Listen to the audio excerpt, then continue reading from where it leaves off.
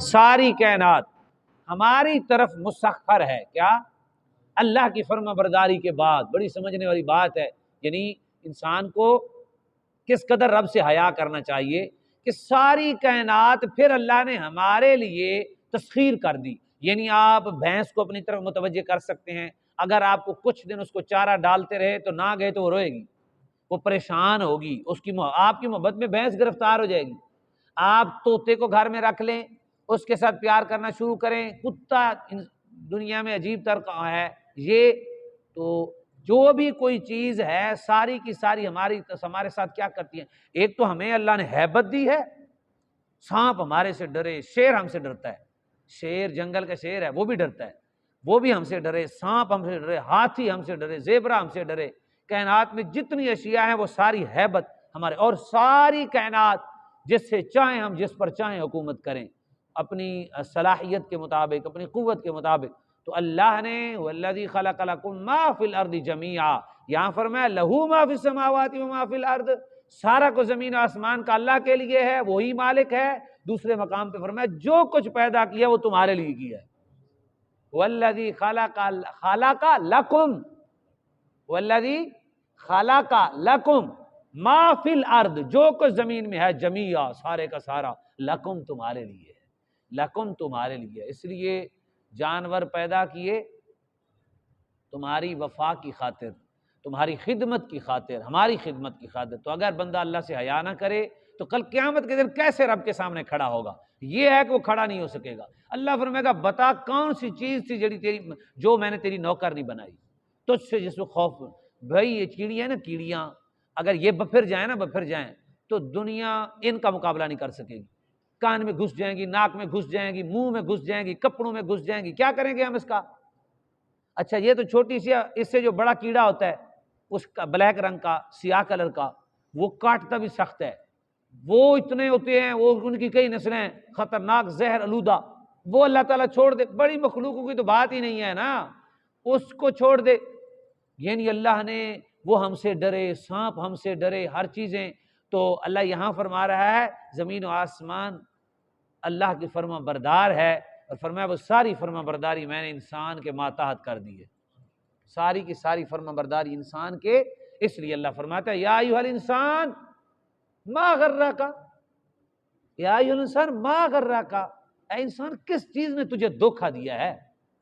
بتا تو صحیح. تو آسمان کو دیکھے تو وہ تیرے لیے، زمین کو دیکھے وہ تیرے لیے، صبح تیرے لیے، شام تیرے لیے، چاند تیرے لیے، سورج تیرے لیے، اتنے تیرے رشتے. کسی بھی کائنات میں ایسی رشتہ داریاں نہیں ہیں، ایسی محافل کوئی نہیں سجا سکتا، نہ جانوروں میں نہ جنات میں.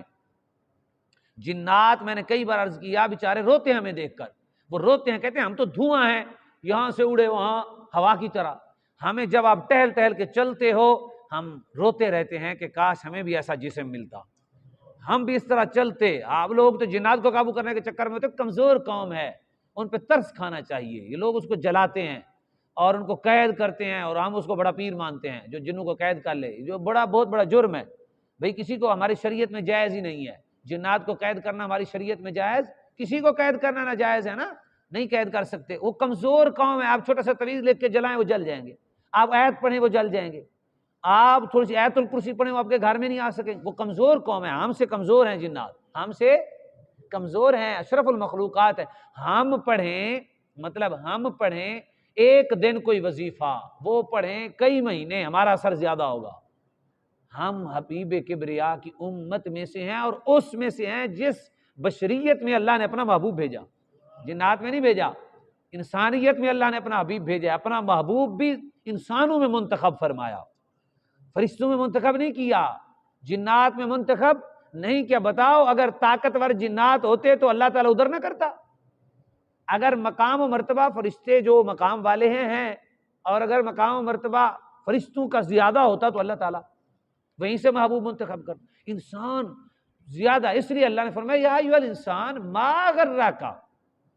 ساری کائنات کا نقشہ ہمارے جسم پر اللہ نے بنایا. محبت دیکھیں، ایسے ہوتا ہے، ساری کائنات کا نقشہ اللہ نے انسان کے نقشے پہ بنایا ہے، پورے کا پورا.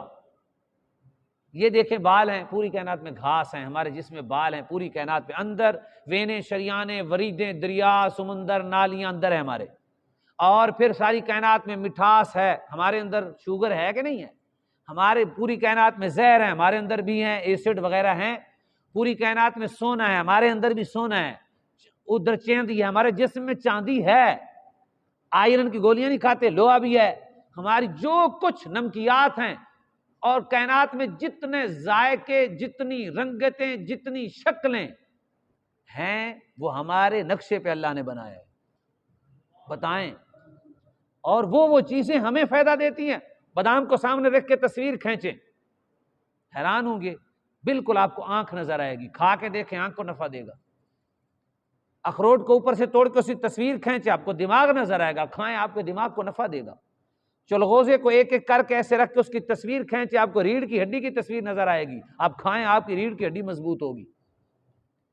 کھجور کو کھائیں، وہ بھی کسی شکل کا ہے، اور اسی طرح بتانے کا مقصد یہ ہے، سیب ہے، اس کا اپنا ایک کلر ہے، اس کا ایک اپنی رنگت ہے، آپ آم کو دیکھیں، وہ تھوڑی تھوڑی جگر کی شکلیں دیتا ہے، اس طرح آپ ایک پکھڑا ہوتا ہے، جہاں جو ہے نا وہ ہم پکھڑا کہتے ہیں پنجابی میں، ٹھیک ہے، وہ ہوتا ہے، وہ گردوں کو فائدہ دیتا ہے، وہ گردوں کے بالکل اس کے جو اوپر جو کانٹے ہوتے ہیں اوپر لگے ہوئے، وہ بالکل گردے کی شکل کی طرح نظر آتے ہیں۔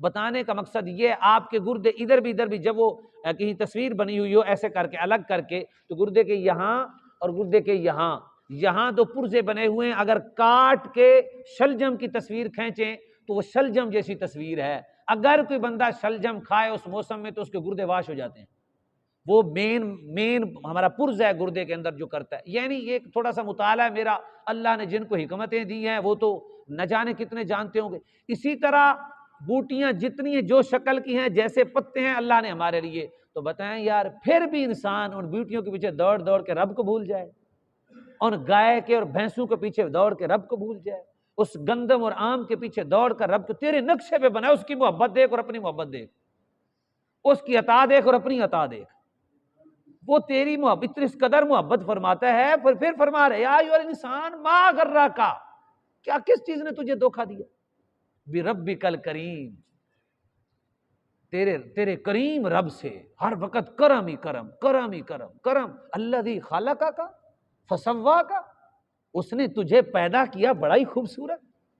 ایسے کرے انسان، ادھر سے لے کے ادھر تک ماپ لیں ہم، تو یہ ہمارے جتنا ہمارا قد ہے نا، یہاں سے لے کر یہاں تک یہ برابر ہے، یعنی اس قدر اس نے ہمیں برابر رکھا کہ گرنے پائے تو اپنے آپ کو سنبھال لے۔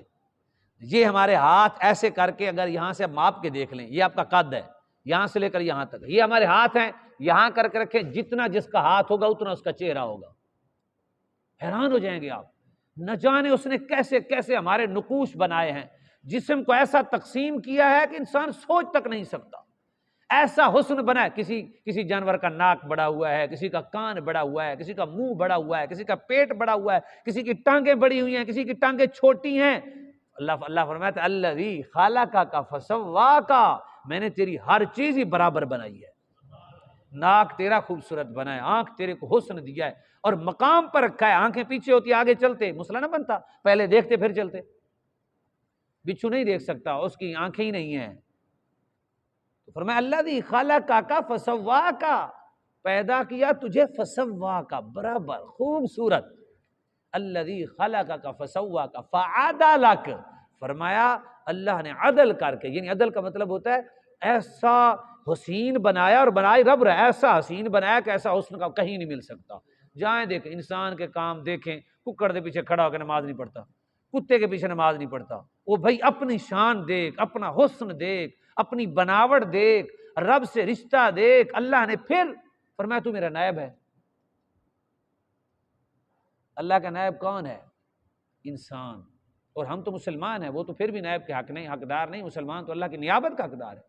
فعدلک فی ای صورت ما شاء رکبک، پھر اس کی شان دیکھیں، ہمارے باپ سے انگوٹھے کی یہ جو انگوٹھا ہے وہ نہیں مل سکتا، فرمایا دیکھو میں نے تمہیں بنایا جس صورت میں چاہا بنایا، لاکھوں کروڑوں لاتعداد لوگ ہیں، کسی کا انگوٹھا کسی کے ساتھ نہیں ملے گا، اس نے شان دکھائی، فرمایا حسن بنایا، انسان بنایا، آنکھ ایک جیسی ہے، اور پھر اس نے کمال یہ کر دکھایا، زبان کا ایک لوتھڑا منہ میں رکھ دیا، کہیں ایسا نہیں ہے گاں بیچاری بولے تو کیا بولے، طوطا بولے تو کیا بولے ٹی ٹی کر کے چپ، اور کتا بولے تو بھونکے، کوا بولے تو جناب غرائے، اور چڑیاں چہچہائیں، کسی کو کوئی سمجھ نہیں ہے، اور انسان جس کی بولی چاہے بول لے، کبھی انگلش بولے، کبھی عربی بولے، کبھی پشتو بولے، کبھی سریکی بولے، کبھی سندھی بولے، کبھی ہندی بولے، ایک ہی لوتھڑا اس نے رکھ کر فرمایا انسان کتنا تجھ میں کرم فرما ہوں۔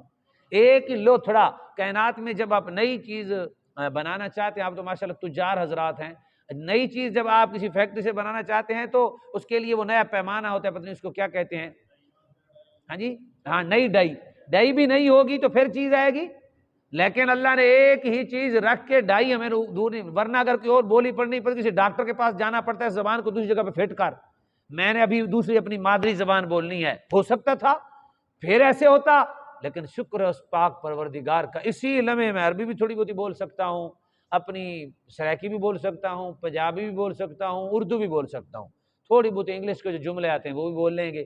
بتانے کا مقصد یہ ہے کہ بتائیں بیک وقت 4 زبانیں میں بول سکتا ہوں صحیح طریقے سے، یعنی وہ اللہ رب العزت نے اس قدر ہمیں عنایت فرمائی، تو کیا یار حق نہیں بنتا اس کا ہم شکر کریں؟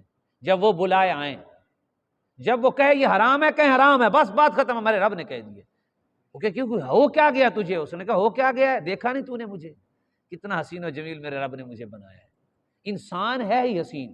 وہ میں یہاں اس جملے پہ اختتام کر دیتے ہیں، حضرت بیلول دانا تھے نا، یہ حکایت میں نے پہلے بھی سنائی آپ کو، بیلول دانا تھے تو ان کے زمانے میں علم کا فقدان ہوگا، وہاں جو بادشاہ کے پاس بیٹھتے ہوں گے وہ صاحبان علم نہیں ہوں گے، تو اس نے رات کو کھڑے ہوئے چھت پر کہا کہ یہ چاند کی طرح اگر میری بیوی نہیں ہے تو میں نے اس کو 3 طلاقیں دی۔ صبح جب پوچھا، ساتھ بیٹھنے والے اکثر یہ بادشاہوں کے پاس بیٹھنے والے جوہلا ہوتے ہیں، یاد رکھو علماء حق بہت کام ہوتے ہیں، حضور کے فرمایا یہ نشانی ہے، بادشاہوں کے پاس سچے علماء نہیں جاتے، یہ نشانی ہے، وہاں جو ہے بادشاہ آتے ہیں سچے علماء کے پاس، یہ طریقہ کار ہے۔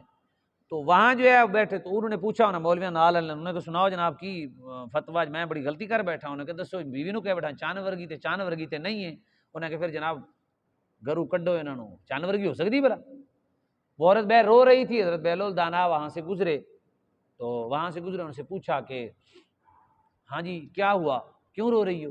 وہ ایسے ہی کھیلتے رہتے تھے، وہ دونوں ٹانگوں کے درمیان لکڑی ڈال کے تو اس کو گھوڑا بنا کے دوڑتے تھے، تو انہوں نے کہا یہ تو پاگل آدمی ہے، اس نے لیکن جب بندہ پھنسا ہوا پھر پاگل سے بھی کہتے دعا کر یار، اس کو کہا کہ یار میں تو ایسے کوئی قصور نہیں ہے، مجھے میرے خاوند نے کہا، بادشاہ نے کہا گھر سے جاؤ، اس نے کہا ہوا کیا ہے؟ اس نے کہا ایسے ہوا، اس نے کہا چلو تجھے طلاق ہی نہیں ہوئی، وہ لے گیا، جب وہاں پہنچے تو اس نے کہا ہاں بھائی حضرات کہاں ہیں؟ انہوں نے کہا بیٹھے ہوئے ہیں روٹی شوٹی کھا رہے ہیں، انہوں نے کہا جناب میرے سوال ہیں چند، ہاں جی، انہوں نے کہا بتاؤ قرآن مجید میں اللہ نے کہا ہو کہ میں نے چاند کو بڑا خوبصورت بنایا ہے، خاموش، جہان کو بڑا خوبصورت بنایا، خاموش، اس نے کہا پھر میں قرآن میں دکھاتا ہوں تمہیں ذرا غور سے دیکھو، اللہ فرماتا ہے لقد خلقنا الانسان فی احسن تقویم، حسین نہیں احسن، احسن ہوتا ہے سب سے زیادہ حسین، حسین ہوتا ہے صرف حسین، اور بھی حسین ہو سکتے ہیں، احسن ساری کائنات سے حسین، جتنی اللہ کی مخلوق ہے سب سے زیادہ حسین انسان ہے، لقد خلقنا الانسان فی احسن تقویم، اس نے کہا چاند ہے ہی کیا، انسان سارے ہی خوبصورت ہیں، لہٰذا یہ چاند سے زیادہ خوبصورت ہے، اس کو طلاق نہیں ہوئی، یہ اپنے گھر جائے، تو وہ اپنے گھر چلی گئی۔ بتانے کا مقصد یہ ہے ہمیں سمجھنا ہے، ہم نے تو آج اللہ نے فرمایا سارا کچھ میری فرما برداری کرتا ہے، اللہ کرے ہم شکر گزار بن جائیں، اپنے کریم رب کا شکر ادا کریں۔ سبحانک اللہم وبحمدک اشہد ان لا الہ